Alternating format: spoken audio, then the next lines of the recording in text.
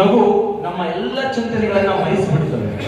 ನಗು ನಮ್ಮ ಎಷ್ಟೇ ಕಠೋರವಾಗಿರುವಂತ ಮನಸ್ಸಿದ್ರು ಕೂಡ ನಾವು ಹೂವಿನಂತೆ ಹರಳಲಿಕ್ಕೆ ಅದರ ಸಾಧ್ಯತೆ ಆಗ್ತದೆ. ಈ ನಗುವೆ ನಮ್ಮೆಲ್ಲ ರೋಗಗಳನ್ನ ದೂರ ದೂಡುತ್ತದೆ ಅಂತ ಹೇಳ್ತಾ ನಮ್ಮೆಲ್ಲ ನಡೆಸಿದಂತ ನಮ್ಮ ಶಿಕ್ಷಕ ಬಂಧುಗಳಿಗೆ ಅಭಿನಂದಿಸಿ ಮತ್ತೆ ಎರಡನೇ ಅವಧಿಗೆ ಇದು ಏನು ಬಹಳ ಹೊತ್ತೇನಿಲ್ಲ. ಈ ಮಧ್ಯಾಹ್ನ ಅವಧಿ ಏನ್ ಮಾಹಿತಿ ಇದೆಯಲ್ಲ ಇದು ನಮ್ಮ ಶಾಲೆಗಳಿಗೆ ಅಪ್ಲೈ ಆಗ್ತಕ್ಕಂಥದ್ದು. ಮತ್ತೆ ಪೊಲೀಸ್ ಇಲಾಖೆಯಿಂದ ಒಂದು ತೆರೆದ ಮನೆ ಅಂತಕ್ಕಂಥ ಕಾರ್ಯಕ್ರಮ ಇದೆ. ನಮ್ಮ ಸಾಹಿತ್ಯ ಪುಸ್ತಕದಲ್ಲಿ ಅದನ್ನ ಹೇಳಬೇಕಂತ ಕಡ್ಡಾಯ ಇರೋದ್ರಿಂದ ಒಂದು ಅರ್ಧ ಗಂಟೆ ಒಳಗೆ ಅದನ್ನು ಮುಗಿಸ್ತೀನಿ. ಮತ್ತೆ ಮುಂದಿನ ಹಂತದಲ್ಲಿ ಇನ್ನೊಬ್ಬ ಸಂಪನ್ಮೂಲ ವ್ಯಕ್ತಿಗಳು ನಿಮಗೆ ತರಬೇತಿಯನ್ನು ತಿಳಿಸ್ಕೊಳ್ತಾರೆ. ಮಧ್ಯಾಹ್ನದ ಅವಧಿಗೆ ತಮಗೆಲ್ಲ ಒಂದು ಸ್ವಾಗತವನ್ನ ಕೋರ್ತಾ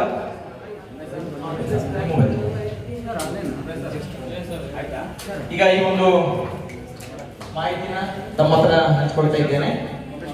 ಈಗ ಈ ಕಾಯ್ದೆ ಪೋಸ್ಕೋ ಕಾಯ್ದೆಯಡಿ ಯಾವ್ಯಾವ ನಮಗೆ ಅಲ್ಲಿ ಅಪರಾಧಗಳು ಆಗ್ತವೆ ಅಂತಕ್ಕಂಥದ್ದನ್ನ ಸಂಕ್ಷಿಪ್ತವಾಗಿ ಕೆಲವೊಂದು ಇದ್ರ ಮೂಲಕವಾಗಿ ಒಂದು 2-3 ನಿಮಿಷದಲ್ಲಿ ಹೇಳಕ್ಕೆ ಇಚ್ಛಿಸ್ತೇನೆ. ಯಾಕಂದ್ರೆ ಇದು ಕಡ್ಡಾಯವಾಗಿ ನಮಗೆ ಗೊತ್ತಿರಬೇಕಾಗ್ತದೆ. ಈ ಮಧ್ಯಾಹ್ನಾವಧಿ ಅಂದ್ರೆ ಮುಂಜಾನೆ ಏನಾಯ್ತು, ಪೋಸ್ಕೋ ಕಾಯ್ದೆ ಹೇಗೆ ಆಯ್ತು, ಅದ್ರ ಯಾವ ರೀತಿ ಬೇಕು, ಏನು ಎಂತು, ಮತ್ತೆ ಯಾವ ರೀತಿ ನಮ್ಮ ಶಿಕ್ಷಕರು ಮತ್ತೆ ಮಕ್ಕಳನ್ನ ಅದು ಸಂರಕ್ಷಿಸಿದ್ರೆ ಅಂತಕ್ಕಂಥ ಅದರ ಪೂರ್ವಾಪರ ಸಂಕ್ಷಿಪ್ತ ಇತಿಹಾಸವನ್ನು ನೋಡಿದ್ವಿ. ಇನ್ನು ಮಧ್ಯಾಹ್ನಾವಧಿನಲ್ಲಿ ಏನೇನು ಅಪರಾಧಗಳು ಇದ್ರೆ ಅಡಿಯಲ್ಲಿ ಬರ್ತವೆ, ಮತ್ತೆ ತೆರೆದ ಮನೆ ಕಾರ್ಯಕ್ರಮದಲ್ಲಿ ಪೋಸ್ಕೋ ಕಾಯ್ದೆನ ಪೊಲೀಸ್ ಇಲಾಖೆ ಒಂದು ವಿಶೇಷವಾಗಿರ್ತಕ್ಕಂತಹ ಘಟಕವನ್ನ ಸ್ಥಾಪನೆ ಮಾಡಿ ಅದು ಯಾವ ರೀತಿ ನಮ್ಮ ಸಹಕಾರಿ ಆಗ್ತದೆ ಅಂತಕ್ಕಂಥ ವಿಷಯವನ್ನ ಈ ಮಧ್ಯಾಹ್ನದ ಅವಧಿಯಲ್ಲಿ ತಿಳ್ಕೊಳ್ತಾ ಹೋಗೋಣ.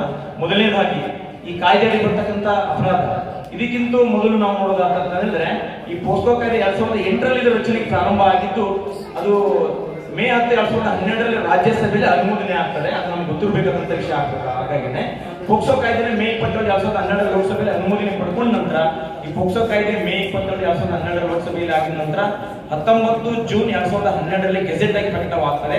14 2011 ಇದು ಜಾರಿಗೆ ಬಂದು ಇವತ್ತು ಇಷ್ಟೆಲ್ಲ ಮಾಹಿತಿ ಈ ಒಂದು IPC ಸೆಕ್ಷನ್ ಅಡಿ ಅಂದ್ರೆ Indian penal code IPC section ಅಡಿ ನಮಗೆ ಇಲ್ಲೇನು ನಮಗೆ ಅಪ್ಲೈ ಆಗುತ್ತೆ ಶಾಲಾ ಹಂತದಲ್ಲಿ ಅಷ್ಟೇ ನಾವು ಚರ್ಚೆ ಮಾಡೋಣ. ಈ ಕಾಯ್ದೆ ಅಡಿ ಏನೇನಪ್ಪ ನಾವೆಲ್ಲ ಅಪರಾಧಿಗಳಾಗ್ತೀವಿ ಅಂತ ಹೇಳಿದ್ರೆ ಮೊದಲನೇದಾಗಿ ಅಶ್ಲೀಲ ಚಿತ್ರ ತಯಾರಿಕೆಗೆ ಮಕ್ಕಳನ್ನ ಏನಾದ್ರು ಬಳಕೆ ಮಾಡ್ಕೊಂಡ್ರೆ ಅದು ಇವತ್ತಿನ ದಿನಮಾನಗಳಲ್ಲಿ ನಾವೆಲ್ಲ ಇಂಟರ್ನೆಟ್ ನೋಡ್ತಾ ಇದೀವಿ. ಸಣ್ಣ ಸಣ್ಣ ಶಾಲೆ ಮಕ್ಕಳು 18 ಇಯರ್ಸ್ ಈ ತರದೆಲ್ಲ ಏನೇನೋ ತಪ್ಪು ಇದು ಮಾಡ್ಕೊಂಡು ಮಕ್ಕಳ ಒಂದು ಚಾರಿತ್ರ್ಯವನ್ನೇ ಸಚ್ಚಾರಿತ್ರ್ಯವನ್ನ ಹಾಳು ಮಾಡ್ತಕ್ಕಂತಹ ಕೆಲವೊಂದು ವಿಡಿಯೋಗಳನ್ನ ಅವುಗಳನ್ನ ಗಮನಿಸ್ತಾ ಇದ್ದೇವೆ. ಅಂತದ್ದೇನಾದ್ರೂ ಕೂಡ ಮಕ್ಕಳನ್ನು ಬಳಕೆ ಮಾಡಿಕೊಂಡು ತಯಾರಿಸಿದ್ದೇ ಆದ್ರೆ ಈ ಪೋಕ್ಸೋ ಕಾಯ್ದೆಯಡಿ ಅವರಿಗೆ ಬಂದಿದ್ರಾಗಿ ಅವರಿಗೆ ಮರಣದಂಡನೆ ಶಿಕ್ಷೆ ಮತ್ತೆ ದೊಡ್ಡ ಮೊತ್ತದ ಅವರಿಗೆ ಶಿಕ್ಷೆ ಆಗಲಿಕ್ಕೆ ಕೂಡ ಅವಕಾಶ ಇರ್ತಕ್ಕಂಥದ್ದು. ಮತ್ತೆ ಆ ಮಕ್ಕಳೊಳಗೊಂಡ ಅಶ್ಲೀಲ ಚಿತ್ರಗಳ ಸಂಗ್ರಹ ಮಾಡೋದು. ಈಗ ನಮ್ಮ ಮೊಬೈಲ್ ನಲ್ಲಿ ನಾವು ಫೋಟೋ ತೆಗಿತಿರ್ತೀವಿ, ವಿಡಿಯೋ ಮಾಡ್ತಿರ್ತೀವಿ, ಅಲ್ಲಿ ಮಕ್ಕಳ ಚಿತ್ರ ಅಥವಾ ಮಕ್ಕಳ ಫೋಟೋ ಮಕ್ಕಳ ವಿಡಿಯೋ ನಮ್ಮ ಮೊಬೈಲ್ ನಲ್ಲಿ ಇದ್ರೆ ಅದನ್ನು ನಾವೇನಾದ್ರೂ ಸೆರೆ ಹಿಡಿದಿದ್ರೆ ಅದು ಮಕ್ಕಳಿಗೆ ಒಪ್ಪಿಗೆ ಇದ್ದಾಗ ಏನು ತೊಂದರೆಗಳು ಆಗೋದಿಲ್ಲ. ಸರ್ ವಿತೌಟ್ ಮೈ ಇನ್ಫಾರ್ಮೇಶನ್ ನೀವು ವಿಡಿಯೋ ಹೇಗೆ ತೆಗೆದಿರಿ, ಫೋಟೋ ಹೇಗೆ ತೆಗೆದಿರಿ ಅಂತಕ್ಕಂಥದ್ದನ್ನ ಮಗು ಏನಾದ್ರು ನಮ್ಮ ಮೇಲೆ ಆಪಾದನೆ ಮಾಡಿ ನಮ್ಮ ಮೇಲೆ ಕಂಪ್ಲೇಂಟ್ ಕೊಡ್ಲಿಕ್ಕೆ ಕೂಡ ಅದು ಕೂಡ ಅಪರಾಧವಾಗಿ ಕನ್ವರ್ಟ್ ಆಗ್ಲಿಕ್ಕೆ ಈ ಒಂದು ಕಾಯ್ದೆಯಡಿ ಅವಕಾಶ ಇದೆ. ಅಂದ್ರೆ ಮಕ್ಕಳನ್ನ ನೋಡ್ಕೊಂಡಂತಹ ಯಾವುದೇ ಚಿತ್ರಗಳನ್ನ ಅಂದ್ರೆ ಅದು ಸಭ್ಯತೆ ಇರ್ಬೋದು ಅಸಭ್ಯತೆ ಇರ್ಬೋದು ಏನನ್ನು ಕೂಡ ನಾವು ವಿತೌಟ್ ಪರ್ಮಿಷನ್ ಅದನ್ನು ಮಾಡೋ ಹಾಗಿಲ್ಲ. ಇನ್ನು ಈ ಒಂದು ಅಪರಾಧಕ್ಕೆ ಯಾರು ಪ್ರೇರಣೆ ನೀಡ್ತಾರೆ, ದುಷ್ಪ್ರೇರಣೆ ನೀಡ್ತಾರೆ ಅವರಿಗೆ ಕೂಡ ಈ ಒಂದು ಕಾಯ್ದೆ ಅಪರಾಧಿಗಳಾಗಿ ಅವರು ಮಾರ್ಪಾಡಾಗ್ತಾರೆ. ಅವರಿಗೆ ಶಿಕ್ಷೆ ಅನ್ನೋದು ಕೂಡ ಆಗ್ತಾ ಹೋಗ್ತಾರೆ. ಪ್ರಕ್ರಿಯೆಗಳು ಹೇಗಿರ್ಬೇಕು, ಏನಾದ್ರೂ ಕೂಡ ಅನಿವಾರ್ಯ ಸಂದರ್ಭಗಳಲ್ಲಿ ಇಂತಹ ಪ್ರಕರಣಗಳು ಸಂಭವಿಸಿದಾಗ ಇವುಗಳನ್ನ ನಾವು ಯಾವ ರೀತಿಯಾಗಿ ದೂರು ಕೊಡ್ತಕ್ಕಂಥ ಸಿಸ್ಟಮ್, ಯಾರ್ಯಾರು ಎಲ್ಲೆಲ್ಲಿಗೆ ಹೋಗ್ಬೇಕು, ಏನೇನು ಕಾಣಬೇಕು, ಏನ್ ಮಾಡಬೇಕು ಅಂತಕ್ಕಂಥದ್ದನ್ನ ಸರಳವಾಗಿ ನಿಮ್ಮೊಂದಿಗೆ ವಿಷಯ ಹಂಚ್ಕೊಳ್ತೀನಿ. ಇನ್ನ ಅಪರಾಧ ಜರುಗಿದ್ದರೆ ಅಥವಾ ಅಪರಾಧ ಜರುಗುವ ಸಂಭವವಿದ್ದರೆ ಇದು SJPU ಅಂತ ಇದೆಯಲ್ಲ, ಪ್ರತಿಯೊಂದು ಪೊಲೀಸ್ ಠಾಣೆಗಳಲ್ಲಿ ಸ್ಪೆಷಲ್ ಜುನೈನ್ ಪೊಲೀಸ್ ಯೂನಿಟ್ ಅಂತ ಹೇಳಿ ಮಕ್ಕಳ ಮತ್ತೆ ಮಹಿಳಾ ರಕ್ಷಣೆಗೋಸ್ಕರ ಪ್ರತಿಯೊಂದು ಪೊಲೀಸ್ ಠಾಣೆಗಳಲ್ಲಿ ಪ್ರತ್ಯೇಕ ಘಟಕ ಇರ್ತದೆ. ಏನಾದ್ರು ಕೂಡ ಸಣ್ಣ ಮಕ್ಕಳು ಕಂಪ್ಲೇಂಟ್ ಪೊಲೀಸ್ ಸ್ಟೇಷನ್ ಹೋದ ತಕ್ಷಣ ಆ ಘಟಕಕ್ಕೆ ಅವರು ಕಳಿಸಿಕೊಡ್ತಾರೆ.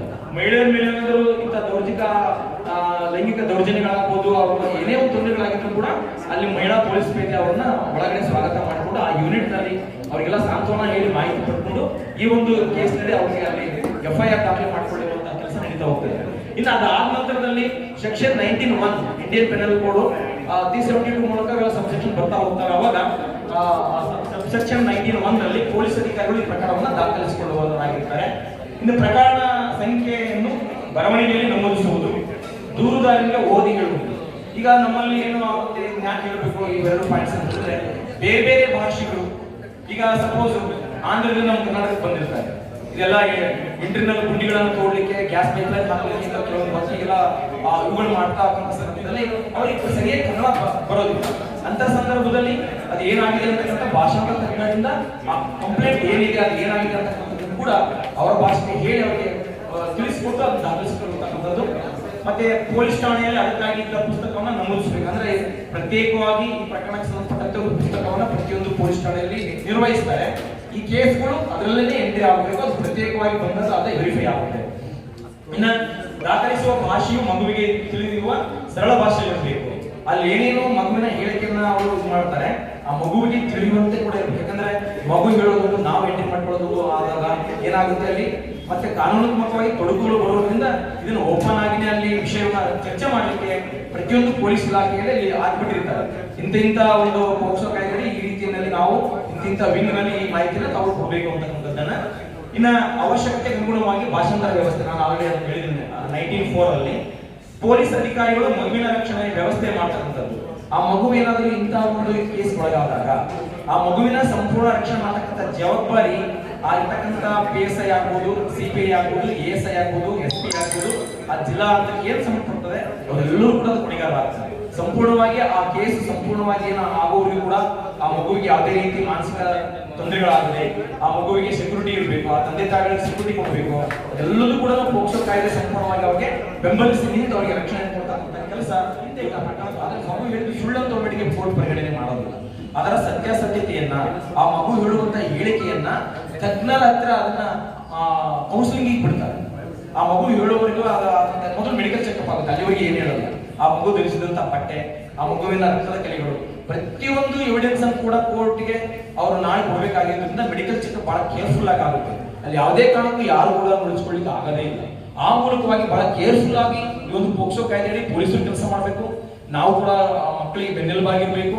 ಈ ಹಂತ ಹಂತವಾಗಿ ಈ ಕೇಸ್ ನಡಿ ಯಾರ್ಯಾರು ಇರ್ತಾರೆ ಅವರೆಲ್ಲರೂ ಕೂಡ ಇದಕ್ಕೆ ಜವಾಬ್ದಾರಾಗಿರ್ತಾ ಇರೋದ್ರಿಂದ ಇದಾಗುತ್ತೆ.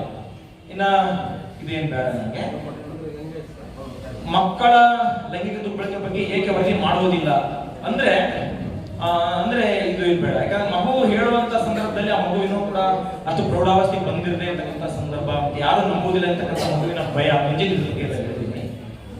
ಇನ್ನು ಸುರಕ್ಷಿತ ಸ್ಪರ್ಶ ಮತ್ತು ಅಸುರಕ್ಷಿತ good touch and bad touch. ಇಲ್ಲಿ ಅಸುರಕ್ಷಿತ ಸ್ಪರ್ಶವಾದಾಗ ನಾವು ತಕ್ಷಣ ಕ್ರಮ ಕೈಗೊಂಡು ಮಕ್ಕಳಿಗೆ ಹೇಳಿರ್ಬೇಕಂದ್ರೆ ಇನ್ ಯಾರಾದ್ರೂ ಕೂಡ ಮುಟ್ಟಿದ್ರೆ ಏನೇನ್ ಮಾಡ್ಬೇಕು ಅಂತ ಬೇಡ ಅಂತ ಕಿರ್ಚ್ಕೊಳ್ಬೇಕು. ಮಗು ಆತರ ಜೋರಾಗಿ ಇನ್ನೊಬ್ರಿಗೆ ಕೇಳಬೇಕು, ಇನ್ನೊಬ್ರು ಬಂದು ಅಲ್ಲಿ ರಕ್ಷಣೆ ಆಗುತ್ತೆ. ಯಾರಾದ್ರೂ ಕೂಡ ಬಹಳ ಓವರ್ ಆಗಿ ಅವ್ರನ್ನ ಕೈ ಹಿಡಿದು ಎಳೆಯೋದಾಗ್ಲಿ ಮುಟ್ಟೋದಾಗ್ಲಿ ಏನೇ ಮಾಡಿದಾಗ ಮಗು ಬೇಡ ಅಂತ ಕೂಗಿದಾಗ ಏನೋ ಅಲ್ಲಿ ಬೇರೆ ಕೇಳಿಸ್ಕೊಂಡು ಅಂದ್ರೆ ಏನೋ ಇಲ್ಲಿ ಸಮಸ್ಯೆ ಅಥವಾ ಇದು ತೊಂದರೆ ಆಗ್ತಾ ಇದೆ ಅಂತಕ್ಕಂಥ ಶಬ್ದ ಬರೋದು. ದೂರ ತಳ್ಳುವಂತ ಮಾಹಿತಿ ಕೊಡ್ತಾರೆ. ಕಣ್ಣಿಟ್ಟು ದೃಷ್ಟಿ ನೋಡಿ ಅಂದ್ರೆ ಯಾರಾದ್ರೂ ಕೂಡ ಮಾಡಿದ್ರೆ ನಾವು ಎದುರಿಸ್ತೀವಲ್ಲ, ಮೇಲೆ ನೋಡೋದಾಗ್ಬೋದು, ಅವ್ರು ಮಾತಾಡ್ಸೋದಾಗ್ಬೋದು, ಏನಾದ್ರು ಕಣ್ಣು ಚೂಟೋದಾಗ್ಬೋದು ಮಾಡಿದಾಗ ಇದಕ್ಕೆ ನೇರವಾಗಿ ಮಾಡ್ಬಿಟ್ರೆ ಅವ್ರು ಸ್ವಲ್ಪ ಅಲರ್ಟ್ ಆಗ್ತಾರೆ. ಅದನ್ನು ಕೂಡ ಜಾಗೃತವಾಗಿ ನಾವು ಮಕ್ಕಳಿಗೆ ಹೇಳುವಂಥದ್ದು. ಇನ್ನು ಸುರಕ್ಷಿತ ಜಾಗಕ್ಕೆ ಬನ್ನಿ, ತಕ್ಷಣ ಅಲ್ಲಿಂದ ಜಾಗ ಖಾಲಿ ಮಾಡಿ ಅಂದ್ರೆ ಮಗು ಆ ತರ ಇದ್ದಾಗ ಓಡ್ ತಕ್ಷಣ ಬರ್ಬೇಕು. ಎಲ್ಲಿ ಜನ ಇರ್ತಾರೆ ಅಲ್ಲಿ ಬರ್ಬೇಕು, ಅಥವಾ ಯಾರಾದ್ರೂ ಗುಂಪಲ್ಲಿ ಇದ್ದಂತ ಸಂದರ್ಭದಲ್ಲಿ ಬರ್ಬೇಕು. ಒಬ್ಬಟ್ಟಿ ಹಾಕಿ ನೀನ್ ಇರ್ಬೇಡ ಅಂತ ಏನಾದ್ರೂ ಮಾಡಿದ್ರೆ ತಪ್ಪಿಸ್ಕೊಂಡು ಓಡಿ ಜನ ಇದ್ದಂತ ಅಧಿಕಾರಿಗಳು ಇದ್ದಂತ ಎಲ್ಲೇ ನಿಮ್ ಶಿಕ್ಷಕರಂತ ಸ್ಥಳಕ್ಕೆ ಬಂದು ಅವರಿಗೆ ಇಮಿಡಿಯೇಟ್ ಆಗಿ ಮಾಹಿತಿ ಮುಟ್ಟಿಸುವಂತಕ್ಕಂಥದ್ದನ್ನ ಹೇಳಬೇಕು. ಧೈರ್ಯವಾಗಿ ಪೋಷಕರ ಅಲ್ಲಿ ಹೇಳ್ಬೇಕು. ಅಂದ್ರೆ ನೀನ್ ಏನಾದ್ರೂ ಆ ತರ ಸಮಸ್ಯೆಗಳಾದ್ರೆ ನೀನ್ ಎದುರಬೇಡ, ಧೈರ್ಯವಾಗಿ ನೀನು ನಿಮ್ಮ ಪೋಷಕರಲ್ಲಿ ಹೇಳು ಅಂದ್ರೆ ಅಲ್ಲಿ ಪೋಷಕರು ಮುಂದಿನ ಕ್ರಮಕ್ಕೆ ಹೇಳ್ಬೇಕು. ಮಗುವಿನ ಮಾತ್ರ ಹೇಳದೇ ಇದ್ದಂತ ಸಂದರ್ಭದಲ್ಲಿ ನಮಗೇನು ಗೊತ್ತಾಗೋದಿಲ್ಲ. ಆ ಕೇಸ್ ಹಂಗೆ ಏನೇನೋ ಹಾಗೆ ತಪ್ಪು ಇದಕ್ಕೆ ಹೋಗ್ತಾರೆ. ಇಲ್ಲಿ ಪೇರೆಂಟ್ಸ್ಗೆ ನೋವು ಇರ್ತದೆ, ಅವ್ರು ಮುಂದರಿತಾರೆ, ಅದು ಮುಂದೆ ಇದು ಆಗ್ತದೆ. ಯಾರು ಇಲ್ಲಿ ಆ ಮಗುವಿನ ಹೇಳಿಲ್ಲ ಅಂತ ಹೇಳಿದಾಗ ಅದು ತೊಂದರೆಗೊಳಗಾಗೋದ್ರಿಂದ ಕಡ್ಡಾಯವಾಗಿ ಏನೇನೋ ಧೈರ್ಯವಾಗಿ ಇನ್ನು ಪೋಷಕರ ಹತ್ರ ನಿಮ್ಗೆ ಯಾರಂತ ನೋವನ್ನ ಆ ತೊಂದರೆಯನ್ನ ಹೇಳ್ಕೋ ಅಂತ ಮಕ್ಕಳಿಗೆ ಹೇಳುವಂಥದ್ದು. ಪೋಷಕರ ಮೂಲಕ ಸೂಕ್ತ ಇಲಾಖೆಗೆ ದೂರು ಕೊಡುವಂಥದ್ದು. ಇದನ್ನು ಕೂಡ ನಾನು ಬೆಳಗ್ಗೆ ಹೇಳಿದೆ. ಇವತ್ತು ಏನೇ ಆದಾಗಿ ಕೂಡ ಮೊದಲು ಪೋಷಕರು ಬಂದಾಗ ಸಾವಧಾನದಿಂದ ನಾವು ಶಾಲಾ ಹಂತದಲ್ಲಿ ಅದನ್ನು ಗಮನಿಸಿ ಅದು ಯಾಕೆ ಏನು ಎಂತ ಅಂತ ವಿಚಾರಿಸಿಕೊಂಡು ನಾವು ಮುಂದಿನ ಹಂತಕ್ಕೆ ಹೋಗಿ ಅಲ್ಲಿ ಇಲಾಖೆಯ ಮುಖ್ಯಸ್ಥ ಮೂಲಕವಾಗಿ ನಾವು ದೂರು ಕೊಡುವಂತ ಕೆಲಸ ಆಗಬೇಕಾಗ್ತದೆ. ಇನ್ನು ಅಸುರಕ್ಷಿತ ಸ್ಪರ್ಶ ಆದಾಗ ನಮ್ಮ ಮಕ್ಕಳ ತಪ್ಪು ಇರುವುದಿಲ್ಲ. ಇನ್ನ ಇದು ಒಂದು ಸಂಬಂಧಪಟ್ಟಂತೆ ಸುದೀರ್ಘವಾದಂತ ಒಂದು ಚರ್ಚೆಯನ್ನ ಮಾಡಿದ್ದಾರೆ. ಅವರಿಗೆ ಈ ಒಂದು ಕಾರ್ಯಕ್ರಮದ ಪರವಾಗಿ ಎಲ್ಲ ಸಹ ಶಿಕ್ಷಕರ ಪರವಾಗಿ ಹಾಗೂ ವೈಯಕ್ತಿಕವಾಗಿ ನಾನು ತುಂಬ ಹೃದಯದ ಧನ್ಯವಾದಗಳನ್ನು ಅರ್ಪಿಸ್ತಾ ಇದ್ದೀನಿ ಸರ್. ಈಗ ಈ ಪೋಕ್ಸೋ ಕಾಯ್ದೆ ಶಾಲೆಯಲ್ಲಿ ಹೆಚ್ಚಿನ ಪ್ರಮಾಣದಲ್ಲಿ ಪ್ರಭಾವ ಬೀರದಂತೆ ಇರಬೇಕಾದ್ರೆ ನಾವೇನ್ ಮಾಡಬೇಕು? ಇದು ಪ್ರತಿ ಶಾಲೆಗಳಲ್ಲಿ ಸಮಸ್ಯೆಯಾಗಿ ಪರಿವರ್ತನೆ ಆಗಿದೆ. ಪ್ರತಿ ಸರ್ಕಾರಿ ಶಾಲೆಯಲ್ಲಿರ್ತಕ್ಕಂತಹ ಶಿಕ್ಷಕರ ಮೇಲೆ ದಿನೇ ದಿನೇ ಒತ್ತಡ ಹೆಚ್ಚಾಗ್ತಾನೆ ಇದೆ. ಆ ಒತ್ತಡದ ಜೊತೆಗೆ ಮಕ್ಕಳ ಒತ್ತಡವು ಹೆಚ್ಚಾಗ್ತಾನೆ ಇದೆ. ಪ್ರತಿ ಒಂದು ಶಾಲೆಯಲ್ಲಿ ಸಹ ಶಿಕ್ಷಕರಿಗೆ ಇದು ಸಮಸ್ಯಾತ್ಮಕವಾಗಿ ನಮ್ಮನ್ನ ಕಾಡ್ತಾ ಇರೋದು. ಇತ್ತೀಚಿನ ದಿನಗಳಲ್ಲಿ ಇಲಾಖೆಯ ಒತ್ತಡ, ಪಾಠಗಳ ನಿರ್ವಹಣೆ ಒತ್ತಡ, ದಾಖಲೆಗಳ ನಿರ್ವಹಣೆ ಒತ್ತಡ, ಅದರ ಜೊತೆಗೆ ಘಟಕ ಪರೀಕ್ಷೆಗಳ ನಿರ್ವಹಣೆ, FA1, FA2, FA3, FA4 ನಿರ್ವಹಣೆ, SA1, SA2 ಆದ್ಮೇಲೆ 10ನೇ ತರಗತಿಯವರಿಗೆ ವಾರಕ್ಕೊಂದ್ಸಲ ಪರೀಕ್ಷೆ, 3 ಪ್ರಶ್ನೆಗಳು, 18 ಪ್ರಶ್ನೆಗಳು, ಅವುಗಳ ನಿರ್ವಹಣೆ, ದಿನಕ್ಕೊಂದು ಪ್ರಶ್ನೆ. ಈ ತರ ದಿನಕ್ಕೊಂದು ಪ್ರಶ್ನೆ, ಬೆಳಿಗ್ಗೆ 5 ಗಂಟೆಗೆ ವಿದ್ಯಾರ್ಥಿಗಳನ್ನ ಎಬ್ಬಿಸುವ ಕಾರ್ಯ, ಆದ್ಮೇಲೆ ಪ್ರತಿದಿನ ವಿದ್ಯಾರ್ಥಿಗಳನ್ನ ಮಾನಿಟರಿಂಗ್ ಮಾಡ್ತಕ್ಕಂಥ ಕಾರ್ಯ, ಹೀಗೆ ಹಲವಾರು ಕಾರ್ಯಗಳ ನಡುವೆ ತರಗತಿಗಳಲ್ಲಿ ಇರ್ತಕ್ಕಂಥ ವಿದ್ಯಾರ್ಥಿಗಳಿಗೆ ನಾವು ಬೋಧನೆಯನ್ನ ಬೇಕಾದಷ್ಟು ಪಾಠ ಮಾಡ್ತೀವಿ. ಬೋಧನೆಯ ಮೂಲಕ ಪಾಠಗಳನ್ನ ಮಾಡ್ತಕ್ಕಂಥ ಕೆಲಸವನ್ನ ಮಾಡ್ತೀವಿ. ಈ ಒಂದು ಕಾಯ್ದೆ ಬಂದಾಗ ಬೋಧನೆಯ ಜೊತೆಗೆ ಈ ಒಂದು ಕಾರ್ಯಕ್ರಮವನ್ನು ಸಹ ಆ ಗುಡ್ಡ ಎಲ್ಲ ಪೂರ ಬರಂಗ್ ಕವರ್ ಮಾಡೀನಿ, ನೋಡೋಣ, ಅಲ್ಲಿಂದ ಶೇರ್ ಮಾಡ್ಕೊಳ್ಳಿ.